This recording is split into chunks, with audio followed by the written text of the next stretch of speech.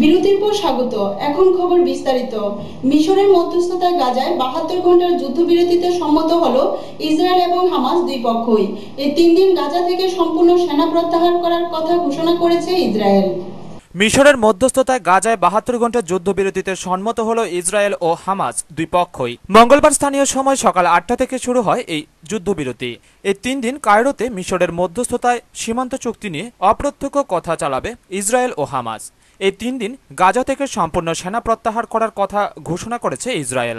তবে ইসরায়েলের প্রতিরক্ষা দপ্তর জানিয়েছে গাজা স্ট্রিপের বাইরে বহাল থাকবে তাদের সেনাবাহিনী। গতকালই গাজা থেকে সেনা সরানোর শুরু করে ইসরায়েল। হামাসের খোঁড়া সুড়ঙ্গগুলি ধ্বংস করার কাজ শেষ করে সাজোয়া গাড়ি চেপে ইহুদি সেনার একটা দল গাজা ছেড়ে দেশের পথে রওনা হয়। কিন্তু সেনা প্রত্যাহারের মাঝেও গাজায় আক্রমণ থামায়নি তারা। গতকাল গাজায় রাষ্ট্রসংঘ পরিচালিত স্কুলে ইসরায়েলের রকেট হামলায় 10 জন প্রাণ হারান। গত 27 দিন গাজায় চলা ইসরায়েলের আক্রমণে এখনো পর্যন্ত প্রাণ হারিয়েছেন অন্তত 1800 প্যালেস্তাইনি। আহতের সংখ্যা 10,000, গৃহহীন বহু মানুষ। গাজায় বিভিন্ন রাস্তার ধারে এখন মৃতদেহের সারি থেকে দুর্গন্ধ বের হতে শুরু করেছে। এই ধ্বংসলীলা এখনোই সম্পূর্ণ থামাতে রাজি নন ইসরায়েলের প্রধানমন্ত্রী বেনিয়ামিন নেতানিয়াহু। তিনি বলেছেন, প্রয়োজনে গাজার উপর আক্রমণ চলবেই, কারণ তিনি জঙ্গি সংগঠন হামাসের উপর চাপ বহাল রাখার পক্ষপাতী। ব্যুরো রিপোর্ট, খবর ত্রিপুরা। অশান্ত লিবিয়া থেকে প্রথম দফায় দেশে ফিরলেন 44 জন ভারতীয় নার্স। গত 3 সপ্তাহ ধরে লাগাতার সংঘর্ষে উত্তপ্ত লিবিয়ায় আটকে পড়েন ওই নার্সরা। ফিরে আনা হবে অন্য 43 জন নার্সকেও। অশান্ত লিবিয়া থেকে প্রথম দফায় দেশে ফিরলেন 44 জন ভারতীয় নার্স। তাদের প্রত্যেকেই কেরলের বাসিন্দা। লিবিয়ার বিভিন্ন হাসপাতালে কর্মরত ছিলেন তারা। গত 3 সপ্তাহ ধরে লাগাতার সংঘর্ষে উত্তপ্ত লিবিয়ায় আটকে পড়েন ওই 44 জন নার্স। তাদের দেশে ফিরিয়ে আনার জন্য বিদেশমন্ত্রী সুষমা স্বরাজের কাছে আবেদন করেন কেরলের মুখ্যমন্ত্রী। এরপরই তাদের দেশে ফিরিয়ে আনতে তৎপর হয় সরকার। প্রথমে তাদের টিউনিশিয়া থেকে বাসে করে দুবাই নিয়ে আসা হয়। এরপর সেখান থেকে বিমানে করে তারা কোচি পৌঁছান। দুদিন আগে ত্রিপলি থেকে 58 জন নার্স টিউনিশিয়ায় আসেন। এদের মধ্যে 44 জন আজ দেশে ফিরলেন। 43 জন নার্সের আরেকটি দল গতকালই টিউনিশিয়া সীমান্তে পৌঁছেছেন। তাদেরও দেশে ফিরিয়ে আনা হবে। গত 3 সপ্তাহ ধরে ত্রিপলিতে দুই পরস্পর বিরোধী গোষ্ঠীর সংঘর্ষ এবং বেনঘাজিতে ইসলামপন্থী ও সেনার সংঘর্ষের কারণে বহু দেশই লিবিয়া থেকে তাদের নাগরিক ও কূটনীতিকদের দেশে ফেরানোর উদ্যোগ নিয়েছে।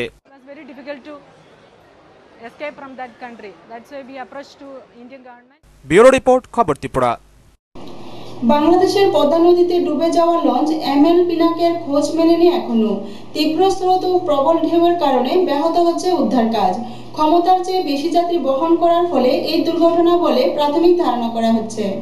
বাংলাদেশের পদ্মা নদীতে ডুবে যাওয়া লঞ্চের এখনো খোঁজ মেলেনি। স্থানীয় বাসিন্দাদের চেষ্টায় শতাধিক মানুষকে জীবিত অবস্থায় উদ্ধার করা গেলেও 2 জনকে মৃত অবস্থায় উদ্ধার করা হয়েছে।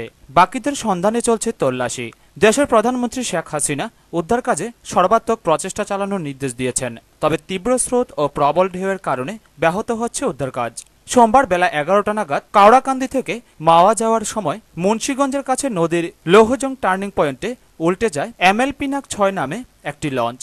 দুর্ঘটনার পরই ট্রলার ও স্পিডবোট নিয়ে স্থানীয় বাসিন্দারা উদ্ধার কাজ শুরু করেন।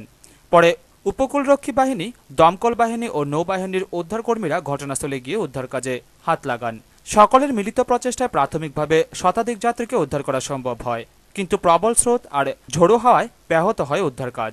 দুর্ঘটনার পর সোনার ব্যবহার করে জলের নিচে লঞ্চটি শনাক্ত করার চেষ্টা চালানো হলেও তাতে সাফল্য আসেনি।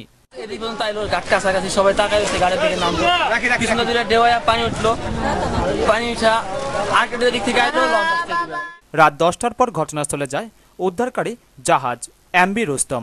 তারপর রুস্তমের নেতৃত্বে 15টি জলযান নিয়ে রাতভর চলে তল্লাশি। আপনার প্রচন্ড ঢেউ এখনো আছে, ঝড় বৃষ্টি এখনো আছে।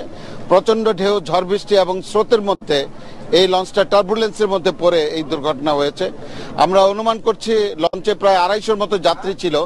তো আপনার 100 মতো যাত্রী আমাদের অফিসাররা এবং এলাকাবাসী মিলে আপনার 100 মতো যাত্রী তারা উদ্ধার করে নিয়ে এসছে। তো এখনো পর্যন্ত আমরা মনে করছি 100-150 যাত্রী মিসিং আছে। প্রশাসনের দাবি, ডুবে যাওয়া লঞ্চ এমএল পিনাকের যাত্রী বহন ক্ষমতা 120 থেকে 150 হলেও দুর্ঘটনার সময় তাতে যাত্রী ছিল 350 জন। নিহত প্রত্যেক পরিবারকে আর্থিক ক্ষতিপূরণ দেওয়ার কথা ঘোষণা করেছে বিউটা। এত স্রোত, লঞ্চ যে জায়গাটায় ডুবছে সেই জায়গা থেকে হয়তো অনেক দূরে চলে গেছে, এটি আমাদের কাছে মনে হচ্ছে। তো এটা অনুসন্ধানের পরে আমরা বলতে পারবো। উদ্ধার হওয়া যাত্রীদের অনেকেরই অভিযোগ বহন ক্ষমতার চেয়ে লঞ্চে বেশি যাত্রী তোলা হয়, সেই কারণেই এই দুর্ঘটনা ঘটেছে। একসাথে ছিলাম, আমার খালা, আমরা 5 জন একসাথে ছিলাম। আমি লাভদা নামছি, আর দোষী ভাই সুইটা গেছে গাউটা দিয়ে, বাইশটা নাই। পরে সিপরে যাই আনছি, আর দেখি না। দুর্ঘটনার কারণ খতিয়ে দেখতে তদন্ত কমিটি গঠন করেছে সমুদ্র পরিবহন দপ্তর ও নৌ পরিবহন মন্ত্রক। ব্যুরো রিপোর্ট, খবর ত্রিপুরা। আবারও নিয়ে নিচ্ছে ছোট্ট বিজ্ঞাপন বিরতি, সঙ্গে থাকুন।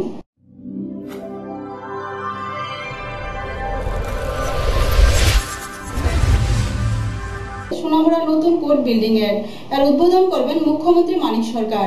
সেরে ফেলা হয়েছে সকল প্রকার প্রস্তুতি পর্ব। বুধবার উদ্বোধন হতে চলেছে বহু প্রতীক্ষিত সোনামুড়ার নতুন কোর্ট বিল্ডিং এর। মুখ্যমন্ত্রী মানিক সরকারের হাত ধরে নবনির্মিত এই কোর্ট বিল্ডিং এর উদ্বোধন হবে। যাবতীয় প্রস্তুতি মোটামুটি শেষ পর্যায়ে। গুড়ি গুড়ি বৃষ্টিতেও তেমন সমস্যা হবে না বলেও জানা যায়। নবনির্মিত ভবনটি রাতেই সেজে উঠেছে আলোকমালায়। সুবিশাল মঞ্চ তৈরির কাজ রাতেই শেষ হবে। সব মিলিয়ে নবনির্মিত বিল্ডিং এখন উদ্বোধনের অপেক্ষায়। তারপর থেকেই শুরু হবে 4টি কোর্টের কাজ। প্রায় 3 বছর ধরে কাজ চলছিল এই ভবনটির। 4.5 কোটি টাকা ব্যয়ে তৈরি হয়েছে এটি। এ বিষয়ে বলতে গিয়ে পূর্ত দপ্তরের এসডিও দেবাংশুধর বলেন, সোনামুড়া এডিশনাল ডিস্ট্রিক্ট জাজ নিউ কোর্ট বিল্ডিং আমাদের আগামীকাল শুভ উদ্বোধন হতে যাচ্ছে এবং আমাদের প্রস্তুতি সব প্রায় শেষ পর্যায়ে এসে পড়েছে এবং সেই বিল্ডিং আমরা সম্পূর্ণভাবে কমপ্লিট করতে পেরেছি। আর এটা খরচ হয়েছে প্রায় 4.5 কোটি টাকার মতো অ্যাপ্রক্সিমেটলি। ফার্নিচার টিচার সহ ঢুকে গেছে এবং নতুন কোর্ট বিল্ডিং উদ্বোধনের পর chief minister honourable chief minister inaugurate করবেন এবং চিফ জাস্টিসের প্রেজেন্সে chief justice of high court and 3 জাজেস এবং law minister Tapan Chakraborty and Shahid Chowdhury minister, ওনারা উপস্থিতি এবং লোকাল এমএলএ সমন চক্রবর্তী এবং অন্যান্য ডিগনিটারিজরা থাকবেন উদ্বোধন অনুষ্ঠানে। প্রস্তুতি শেষ পর্যায়ে এসে পড়েছে এবং কাল বিকাল 5টায় উদ্বোধনের অপেক্ষায় আছে। উদ্বোধনী অনুষ্ঠানে প্রধান অতিথি থাকবেন ত্রিপুরা হাইকোর্টের প্রধান বিচারপতি দীপক গুপ্তা, আইনমন্ত্রী তপন চক্রবর্তী, ক্রীড়ামন্ত্রী শহীদ চৌধুরী সহ বিশিষ্টজনেরা। সব মিলিয়ে বহু আকাঙ্ক্ষিত সোনামুড়াবাসীর স্বপ্নের নতুন কোর্ট বিল্ডিং এর দ্বার উদ্ঘাটন। ব্যুরো রিপোর্ট, খবর ত্রিপুরা। ফের শান্তি চুক্তি ভঙ্গ করে সীমান্ত লাগোয়া ভারতীয় শিবির লক্ষ্য করে গুলি চালালো পাকিস্তান সেনারা। পাক হামলার জবাবও দিয়েছে ভারত। বড় খবর সীমান্তে ফের একবার শান্তি চুক্তি ভঙ্গ করে সীমান্ত লাগোয়া ভারতীয় শিবির লক্ষ্য করে গুলি চালালো পাকিস্তান সেনা। মঙ্গলবার জম্মু কাশ্মীরের পুঞ্চ সেক্টরে গুলি চালাতে শুরু করে পাক সেনা। ফলে সীমান্তে চাঞ্চল্য ছড়িয়েছে। ভারতীয় সেনা আধিকারিকের বয়ান অনুযায়ী এদিন সকাল 11:30 থেকে গুলির লড়াই শুরু হয়েছে। পাক হামলার জবাবও দিয়েছে ভারত। ব্যুরো রিপোর্ট, খবর ত্রিপুরা। 7 দফা দাবি ভিত্তিতে কমলপুর মহকুমা শাসকের নিকট এক ডেপুটেশন দিল কমলপুর সরকারি মহাবিদ্যালয়ের উপজাতি ছাত্র ইউনিয়ন। কমলপুর সরকারি মহাবিদ্যালয়ের উপজাতি ছাত্র ইউনিয়নের উদ্যোগে 7 দফা দাবিকে সামনে রেখে মঙ্গলবার মিছিল করে ডেপুটেশন দেয় মহকুমা শাসক রাবেল হেমেন্দ্র কুমারের নিকট। মিছিল শুরু হয় কলেজ স্কোয়ার থেকে, তারপর দীর্ঘ 3 কিমি শহর পরিক্রমা করে মহকুমা শাসকের কার্যালয়ের সামনে জমায়েত হয়। সেখান থেকে টিএসইউ সভাপতি দীপজিৎ রায় দেববর্মা, সম্পাদক রুমেলিয়া দেববর্মার নেতৃত্বে 5 সদস্য প্রতিনিধি দল এসডিএম রাবেল হেমেন্দ্র কুমারের নিকট 7 দফা দাবি সনদ তুলে দেন। 7 দফা দাবিগুলির মধ্যে অন্যতম হল কমলপুর কলেজের উপজাতি ছাত্রাবাসের মেরামতের কাজ নিম্নমানের হওয়ায় পুনঃমেরামতি করা, কলেজের ছাত্রছাত্রীদের স্বার্থে কমলপুর আমবাসা সড়কে টিআরটিসি বাস চালু করা প্রমুখ।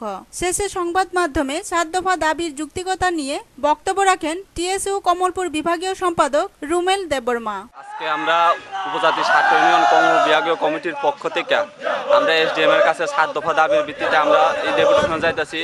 এই দাবিগুলো হচ্ছে, 1 নম্বর দাবি আমাদের স্টাইপেন্ড, যে স্কুল এবং কলেজ পড়ুয়া যে ছাত্রছাত্রীরা আমরা বিগত 2012-13 থেকে ধরে আমরা 2013-14 এবং 12-13 স্টাইপেন্ডটা পাওয়া যায়নি এবং আমাদের কলেজ পড়ুয়া যে ছাত্রছাত্রীরা যে আসা যাওয়ার ক্ষেত্রে অনেক অসুবিধা ভুগছে, যার জন্য আমাদের একটা টিআরটিসি বাস যাতে চালু করা এবং আমাদের যে উপজাতি ছাত্র বাসগুলি, এই উপজাতি ছাত্র বাস গত বছর যে অর্থ বছরের যে এখানে খরচ করা হয়েছে বা এখানে যে মেরামত করা হয়েছে সেই মেরামতটা ঠিক মতো হয়নি, সেই ছাদ দিয়ে এখনও জল পড়ে, যার কারণে এগুলা ভালো করে যাতে এসডিএম সেটাকে দেখা এবং তার জন্যই আজকে আমাদের এই ডেপুটেশন মূল কারণগুলো।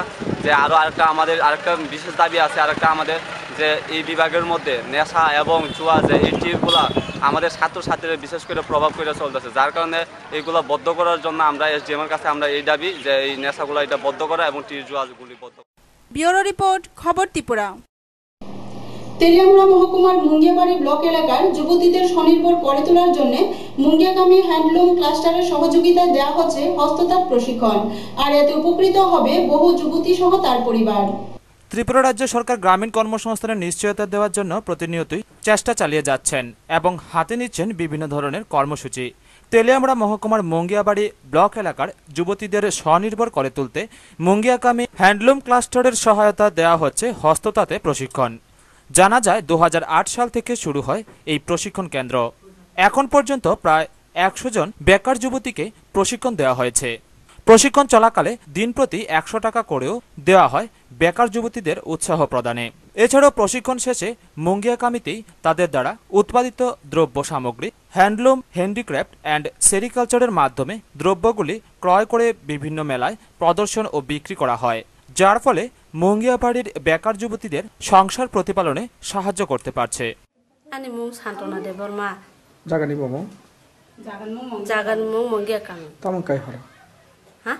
Tamu kai haro? Ta training. Jago ta cunga. Cung diuta.